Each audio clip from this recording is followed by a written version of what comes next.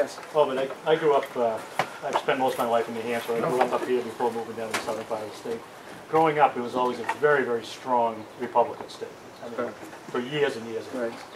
What do you see as the areas in New Hampshire that have to be worked on the most to try to secure, Republican stronghold? Because I know that, what's basically happened, obviously, in the southern part of the state, there's a lot of people moved across the border. My wife. And they moved across the border, and they came to New Hampshire because they wanted the New Hampshire way of life. Yet they still vote the way they voted in Massachusetts. So it's.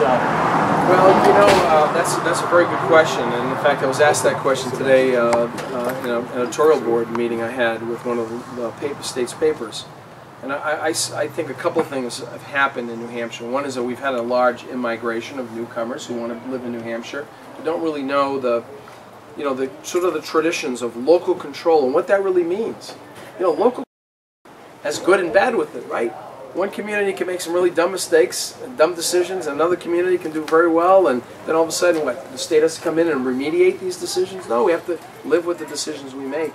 Some of us will have garbage picked up on the curbside, some of us have to go to the landfill. And so we make those choices by local design. And for people coming from who are not from New Hampshire, they don't understand that culture.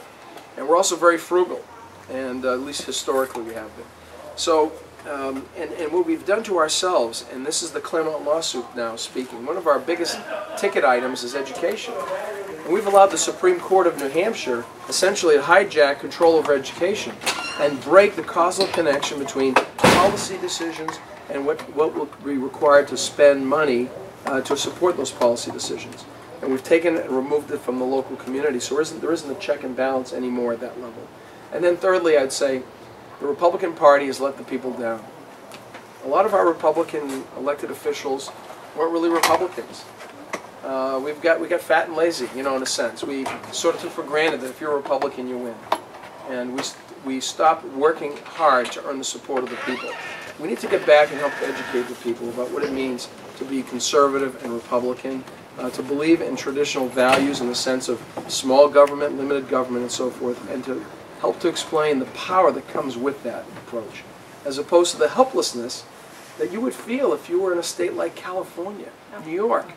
No access to government, no access, no control on an individual level to your local government, so you're there anonymous. That's not the feeling of helplessness we want in New Hampshire. And as the governor of New Hampshire, I'm going to work day in and day out to make sure we keep control with the people. That's by keeping local control. And I'll be there also every day figuring out the best way we can change government to make it the best state to do business. That's the value proposition right now, because we do not want to be part of the solution, part of the problem, where if we go into a second recession, we want to be part of the solution by being an economic oasis in this part of our country, if not in the entire country itself. And on that point, again, I would be remiss if I didn't mention this. We're blessed to have people like Ovide Lamontagne in the Department of Resources and Economic Development, which will be called something else. And Bino can go to Canada and speak to them in their language and tell entrepreneurs in southern Quebec why they should be in New Hampshire. And I've done that myself in private sector. And when you go to Canada, or actually anywhere outside of New England, when you go to Canada, for example, you say, come to New Hampshire and base your business in New Hampshire. And they say, oh, we know New Hampshire. We'll go to Old Orchard Beach every summer. Say, Old Orchard Beach, that's not New Hampshire. Oh, it's the same thing. No, it's not. No, it's not. Maine is fundamentally different than New Hampshire, than Vermont, than Massachusetts. We haven't told the story yet. Let's tell the story, right, Bino, in whatever language it needs to be told so that others learn about us and start to rediscover the magic of what New Hampshire exceptionalism offers. Well, I work for a company. We have the only, from Canada, we're the only branch in the whole country in New Hampshire. Right, in New Hampshire. Fantastic, fantastic.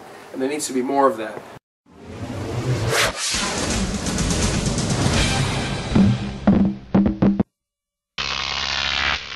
GrokTV.